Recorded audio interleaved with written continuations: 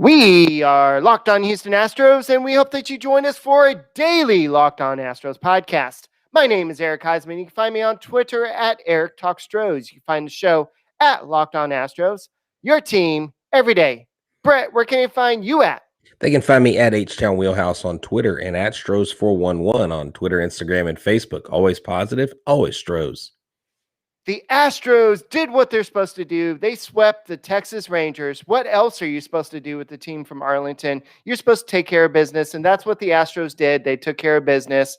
And today's episode is brought to you by Built Bar. Go to Built Bar and use the promo code LOCKED15 and get 15% off your next order. And guys, don't forget that you can get Locked On Astros on the podcasting app Himalaya, as well as Odyssey, Google Podcasts, Apple Podcasts, and Spotify. And wherever you get your car, tell your smart device played podcast, Locked On Astros. And I am so excited the Astros took care of business. There were some iffy moments where the Astros the bullpen was kind of iffy. Today's game, I know that Lance McCullers was at 94, 95 pitches, and Dusty Baker went with Andre Scrub, and Andre Scrub gave up the 2 runs and tied the game. We could talk about that. But overall, let's not look at the negatives today. The Astros are on a 6 or 7 game winning streak. 6 game winning streak. Yes, sir. And they're one of the best teams in baseball. And so the Astros are doing what they're supposed to be doing, despite not having Justin Verlander, despite not having Framber Valdez. They're doing what they're supposed to be doing. As Steve Harden says, the Astros brought out their brooms. You should have one more broom, though, Steve. Your math is a little bit off right there. Yeah, so the Astros basically come into this weekend, the 4-game set against the Rangers, and like you said, you expect them to sweep the Rangers. They have, and they sent the Rangers home the first time, I think, in their history to go on an 0-6 road trip. So they are definitely taking this L pretty hard. Gibson for the Rangers actually pitched a really good game. He outlasted Lance McCullers, but it wasn't enough. Why? Because their bullpen had to come in. And so at the end of the day, the Houston Astros did what they were supposed to do. I think the topics today include Lance McCullers, the bullpen, our hitting, Yuli Gurriel, Yordan Alvarez, and Kyle Tucker, who I dubbed King Tuck, and other people are dubbing him King Tuck, kind of taking that moniker on. He has raised his average, and we'll talk about those specifics on the show. I got some notes for that. But Lance McCullers Jr. today, 6 innings, 5 hits, 2 walks, 5 Ks. He lowered his ERA, Eric, to 2.70. I love to see that. And Lance McCullers was fired up on the mound today, wasn't he? Yeah, and he looked like he was pumped up. And over the last 13 starts, opponents are batting just 177 against him, and he's got a 2.30 ERA in those last starts. And he pitched 6 innings, 5 hits, only no earned runs, 2 walks, 5 strikeouts. And I know a lot of people say, well, he only pitched 6 innings. Well, that's pretty darn good considering how he's been doing. He was doing earlier in the season. And look at how our ace, Zach Greinke, has been pitching. You'll take 6 innings, a quality start from your starting pitcher every time. That way you don't have to waste as many innings in the bullpen. So I know that Lance McCullers has been really good, and over the past 5 games, I need to look up that stat again. I thought I put it in here, but over the last 5 games, he's been like one of the best pitchers out there. And so there's so much I could say about Lance McCullers, but he's just been getting the job done. And there's a reason why the Astros went out there and signed him to this long-term deal. And the Astros they're getting their rewards for it now. Oh, yeah, definitely. So basically he has a 2.30 ERA over his last 13 starts. And opponents are hitting just 177. That's what I just said. You don't listen to me. You do not listen to me. I have proof now. I just said that, man. I thought you quoted something else. Here's what I said. In his last 5 starts, he has 33 innings pitched, 20 hits, 6 earned runs, 13 walks, and 36 strikeouts. So he's been doing really good in his last 5 starts, but overall in his last 13 starts, he's been doing really good. So he's definitely shown that he's been playing really well. So I know that Chas McCormick was kind of the spark plug in today's game, especially in the eighth inning where the Astros scored the 4 runs. We'll go back and talk about what happened in the seventh inning later. But Chas McCormick has been getting some playing time, and he was this spark plug. He drove in the 2 runs, and I know a lot of people were saying, well, it looked like Alex Bregman should have been out at the plate, but the Rangers challenged the play, and the umpire said no, he was safe. And Chas McCormick drove in 2 runs.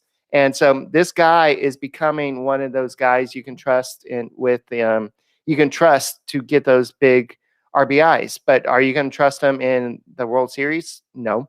This is not somebody that you can probably trust in those big game situations. But recently, he's been really a kind of a surprise guy for the Astros. Yeah, no, he's been good. And when you have a guy coming in for your primary starter in Miles Straw, you want him to contribute, because if he comes in and doesn't contribute, the whole point of putting him in there kind of becomes null and void. And so Chas McCormick, we know, does provide a little bit more power at the plate, a little bit more pop in his bat. And I mean, Miles Straw, to his credit, has gotten a few key hits here and there. He just doesn't hit for power. So Chas McCormick does have the speed. He's young, and I thought it was really good to see him be a part of the activity, the 6 runs that helped them defeat the Rangers today 6-2. All right, so did Dusty Baker pull McCullers too soon? With 94 pitchers, Scrub came in and tied the game. He allowed a 2-run homer to David Dahl. David Dahl is one of those guys that we wanted the Astros go after this offseason, and now he's playing for last place Rangers. Congratulations, Dahl, for making the right choice. I'm glad you're happy in Arlington. But did Baker make the right decision? So I think that if you look at it from this way, the last inning, the 6th inning, I know that McCullers had runners at third base with no outs. So that was a pretty stressful inning. He was trying to preserve the 2-0 lead at the time. And so basically he stranded that runner at third base with no outs. And so that was a high stress inning. So even though he probably had maybe 10 pitches left in him before you start having to worry about that, yes, you could have brought him in, maybe to face 1 or 2 batters. But I think Dusty Baker is like, you know what? Scrub did not pitch yesterday. He was complaining about hurting kind of a little minor injury, so he didn't pitch in Saturday's game. So let's just go and get him out there, and let's go and save McCullers for another day. Yeah, Andre Scrub has not given up a run since April 30th. So in the month of May, these are the first 2 runs he's actually given up. So that was why he, I think, went ahead and put him out there. Andre Scrub's been reliable. He just hung that 3rd curveball to David Dahl, and he was able to get a hold of it. I mean, the first 2 curveballs, he had them. And maybe he should have come back with the fastball, but yeah. Scrub is still young. I mean, he's still not long in the tooth. I think he's got enough confidence. He's got the swagger. He's got that big glove pop that he does when he gets excited. I like the high energy he brings. I like the high energy that Anoli brought in today. And so, McCullers is high energy. Scrub was high energy. Even though he lost that shutout for McCullers. Right. That was a non-consequential home run. And so you're going to get some of those. Now, it really hurts, Eric, is if it gives someone the lead or, puts the game out of reach. It tied the game, but go ahead. Yeah, it was funny, the fact that Mike Stanton and I think Jeff Blum were talking about when is it a good time to throw a curveball in your youth. And they were like, not right there. But speaking of which, let's go and talk about Wealthfront. What is this all about? So Wealthfront, so there are things called stonks, memes, rocket ships. Day trading can be a lot of fun, but if you want to grow your long-term wealth and make it to the moon, you should open up a Wealthfront investment account today. That's right. Wealthfront can create for you a portfolio of globally diversified, low-cost index funds personalized just for you in minutes. No manual trades, no picking stocks, no watching the stock market every day. They automatically handle all the investment based on your preferences that you control. Wealthfront can even help you lower the taxes you pay as you invest. For the average client, their tax loss harvesting can more than cover the low annual 0.25% advisory fee. Best of all, it's automatic. Wealthfront is trusted with over $20 billion of assets, and you can get your first $5,000 managed for free by going to wealthfront.com/lockedonMLB. Now, here's what you need to do. To get your first $5,000 managed for free for life, go to wealthfront.com/lockedonMLB. That's wealthfront.com/lockedonMLB to start growing your savings. Go to wealthfront.com/lockedonMLB and get started today. If you want to grow your wealth, Wealthfront can help you get started.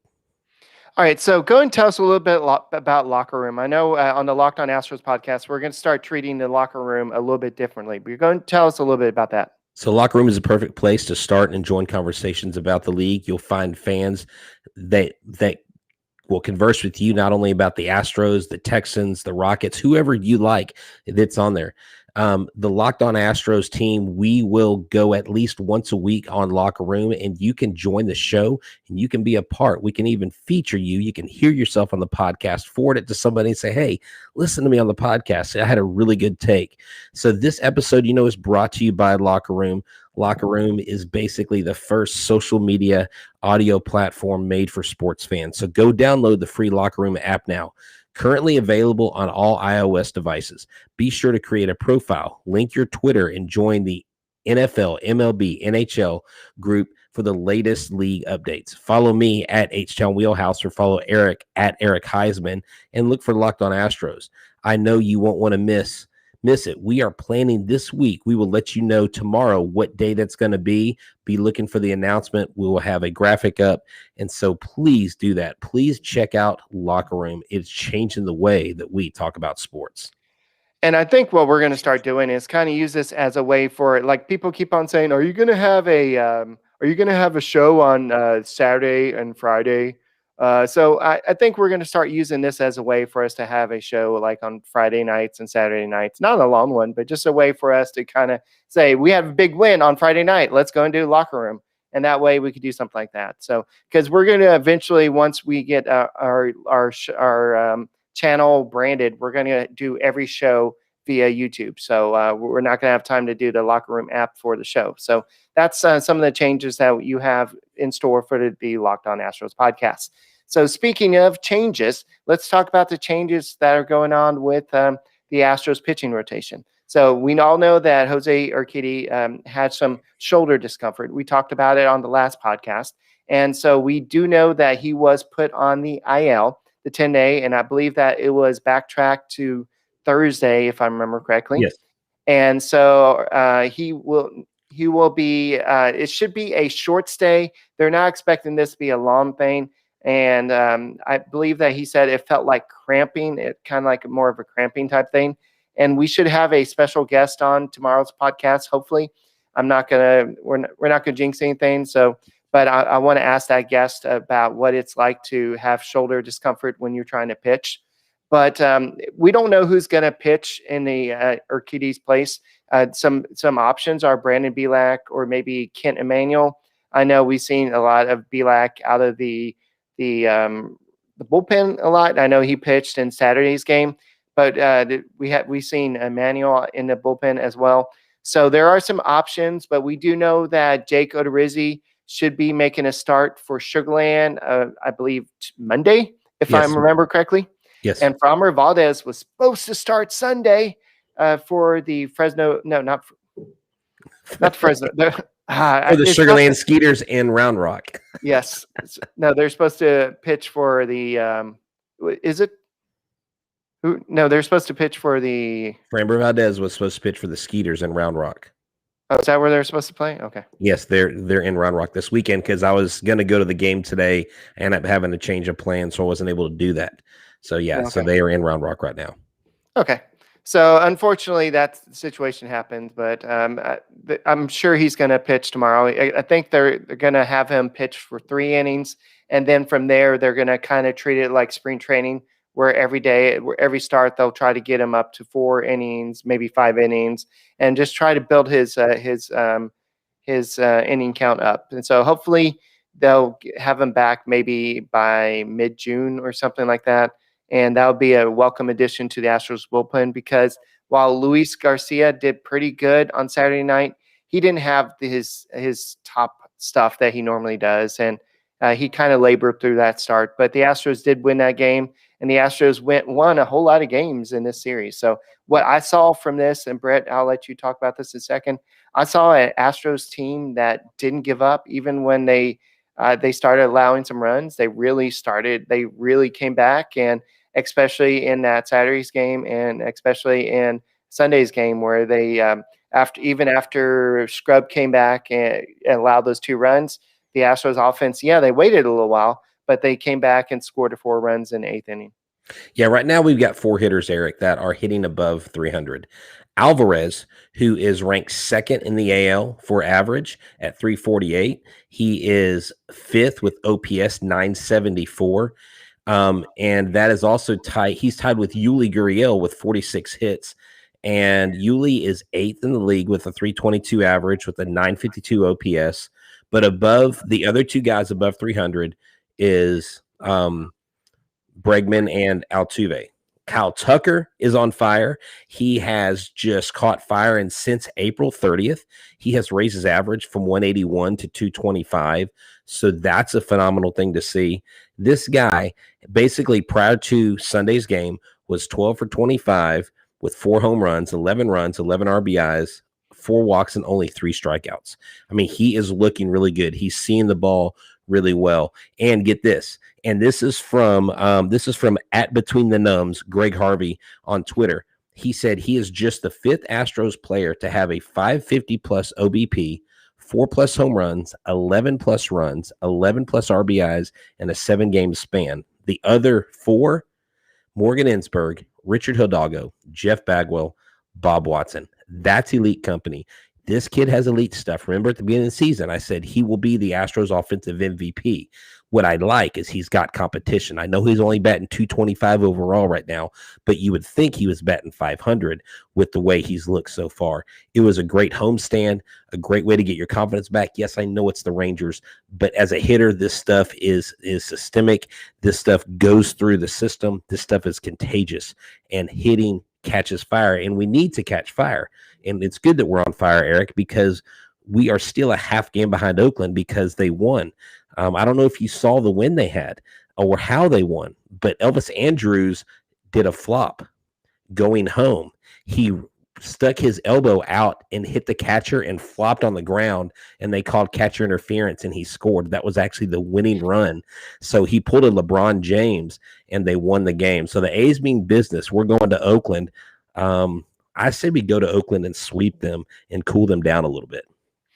Yeah, and is this the first sweep we've had since the opening series? Yes, it is. I believe this was the first sweep. So, yeah, the Astros have done a lot of winning of series, but this is the first time I think we've actually swept a team. And, of course, a team like the Rangers, you're going to beat them.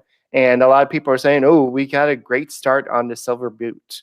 Who cares? I don't think anybody cares about that. I don't think I've ever worried about who wins the Silver Boot. I mean, if the Rangers and Astros were perennial powers in that season, I would care about the Silver Boot series, because that means something, and especially because they're in your division. I mean, it wasn't that the 2018 season or the one of those seasons the Astros didn't. I think it was the 2016. No, it was hold on. It was the 2016 season. So after 2015, we beat the Yankees. 2016, we come around. The Astros were supposed to do their thing, and then the Rangers just pummel us. Right, and that's the reason why the Astros didn't make the playoffs that year, because the Rangers just took care of business, and they kept the Astros out of playoffs that year. So, yeah, Steve Harden says it was great seeing Noli Paredes back with the team. Yes, so that's something we did not mention earlier when Jose Urquidy hit the IL. That opened the door for Noli Paredes to return back to the bullpen, and he didn't waste time. He kind of was the closer, in a sense, today with a what was it, a 4-run lead at the time in the 9th inning. So he came in, took care of business, shut down the Rangers, and he looked pretty good, and he looked pumped to be back with the team.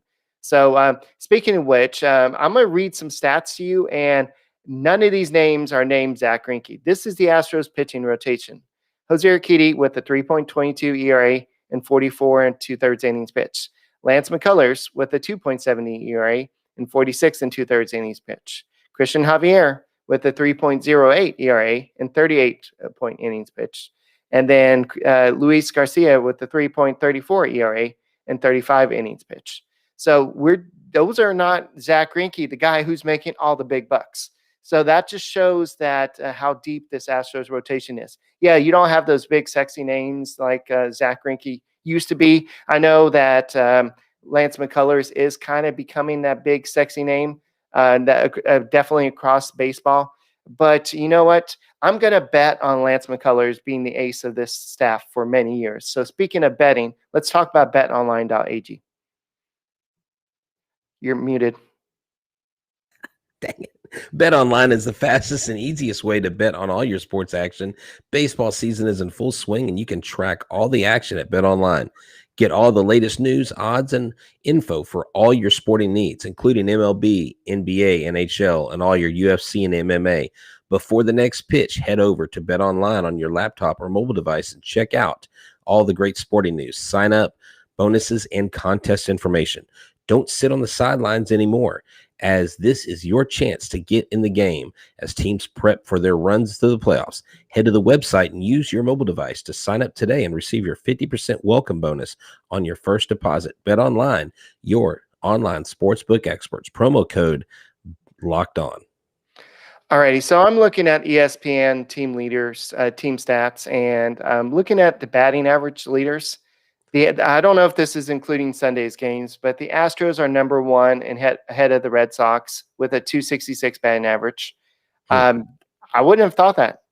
Going into the season, I wouldn't have thought that. Home runs, they're not even in the top 5 in home runs. I know home runs are a little bit down this year, but in runs batted in, they are first with 199. Once again, I don't know if this is updated. No, they're actually 205. I just updated it. Okay, let me see. Yeah, Let me refresh. It still hasn't updated for me, but yeah, right. that's okay. So 205. They are first still in average. What about hits? With hits, they are near the top. They are number 2, 4 hits behind the Red Sox. Dude, the Red Sox are on fire, man. Yeah. They're playing above expectation, and they've got a lot of young guys out there. That's a scary thing for the Yankees and their opponents in the East. They are second in runs, only 1 run behind the Boston Red Sox at 216. So, that's a really good thing to see, Eric. Now you were discussing their pitching. They're 11th in ERA. And strikeouts, they are not near the top. They are 13th, but they're still top half of the league. So, here's the thing. We've been able to do what we're doing and get back on fire with sometimes doing enough, but we are outscoring our opponents. Our offense has caught fire, and the pitching doesn't have to be perfect with this offense. This lineup is so freaking deep. And Martin Maldonado even was getting some hits this weekend. He may be what you call an automatic out sometimes, but they have the ability to get on base. And so I loved seeing the series this weekend. What a fun series.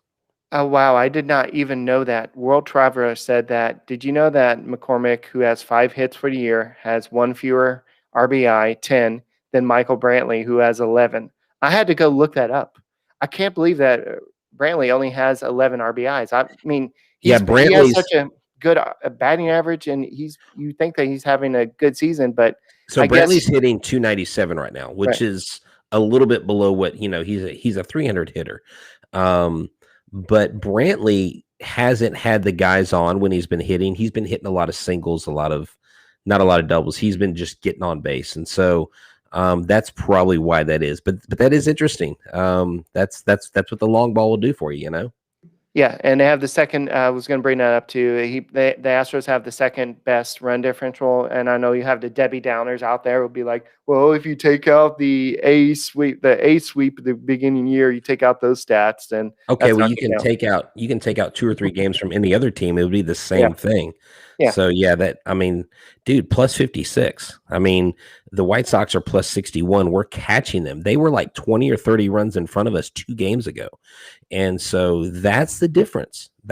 This is where, dude, I love this. I want this AL West race to be a race. I don't want it to be a blowout. I want us in Oakland to fight tooth and nail. Of course, I would like us to be on top most of the time. But dude, going into Oakland, a half game behind, you have the chance to go in there, catch them like while they're on fire, while you're on fire. What more do you want to ask for? Yeah, so the ERA for the Astros overall, I don't think this is including Sunday's game, is 3.80. That's about 13th in baseball. So that's not where you want to be, but that's not terrible, really, when you look at it. They've had 14 quality starts, which is actually kind of good for 10th in baseball behind the Rockies. The Rockies have had 15. What the heck? Okay, hold on. Quality start means that through 6 innings that you give up 3 runs or less and you I last know. 6 innings. But it doesn't necessarily mean that their I know. record's not good. So I know. But still. So the Astros are catching up to the Athletics. If the Athletics would have lost today and the Astros won, then they would have taken over first place. if So the I A's know. wouldn't have cheated today and won, if they wouldn't have cheated on Sunday, those cheaters, they flop. They're floppers. We need to have flopper signs. Anyways, go ahead. All right. So I know that Carlos Correa has been coming out of his slump recently, and Alex Bregman said that this was after Saturday's game. I loved his swings today. He hit a slider out to opposite field. You have to be really strong to do that. Then in his last bats, he stayed through another slider to left field, and he's raised his OPS by 67 points in his last bunch of great games. So. He's been looking a lot better recently, and I think Carlos Correa was going through a little slump. I think the pressure of playing for a contract and just not looking exactly as good as he was supposed to was starting to get to him, and he was trying to put a little too much pressure on him. But this team looks so much better when Carlos Correa is hitting. And by the way, I did see a note that Corey Seager. I know we're not supposed to talk about the Dodgers, but he fractured his finger. And the Dodgers, of all teams, the Dodgers signed Albert Pujols. Okay. Of all teams. Yeah. So I saw a mock conversation. I think it was Astros Locker where Pujols was like, okay, who's playing at Minute Maid Park in the next month? They were like, the Dodgers are playing 2 games. Okay, let's sign with the Dodgers. But Albert, they don't have a DH. It's okay. I'll just pinch hit and I'll just hit another home run there. I want to hit 70 home runs at Minute Maid Park this year. So I thought that was an odd signing. That was a very Yankees type move. That's something the Yankees do, right? But if the Yankees did it, they have a DH spot.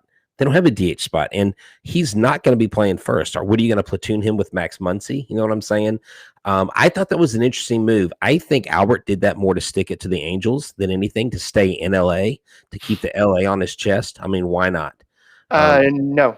I think he did this because he wanted to go to the playoffs, and he figured the Dodgers were one of the best chances of going to the World Series. Okay. And the Dodgers. So do we know what they're paying him? No, I didn't. Okay. I don't think the deal is going to be official till Monday. Okay.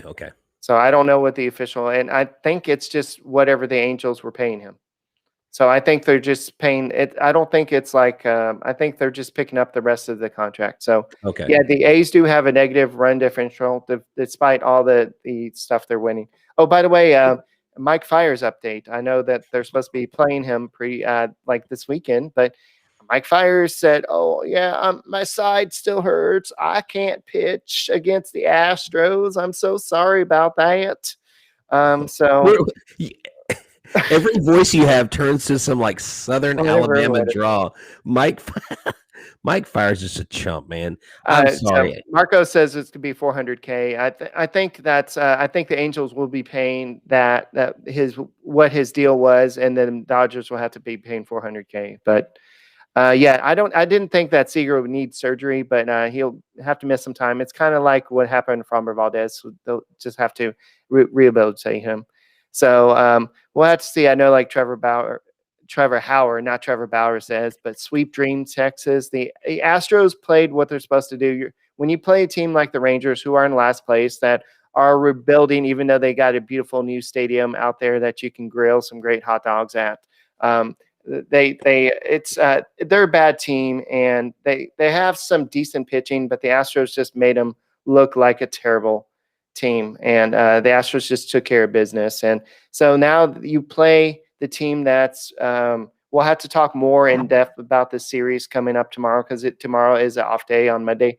So we'll have to talk more about the matchups and everything. But it was just good to see the matchup. And by the way, Alvarez was supposed to start in left field, but on Saturday, but his legs were a little sore. So Dusty Baker started him at DH, and he was gonna have Sunday off anyway.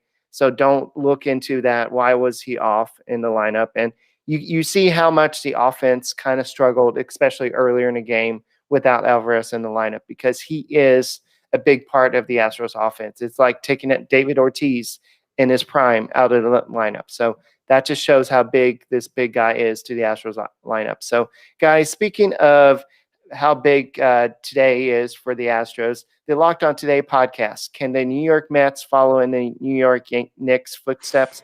That's the question of the day. Get more of the sports news you need in less time with the Locked On Today's podcast. And don't forget to follow and subscribe to the Locked On Astros podcast, and we'll be doing this show every day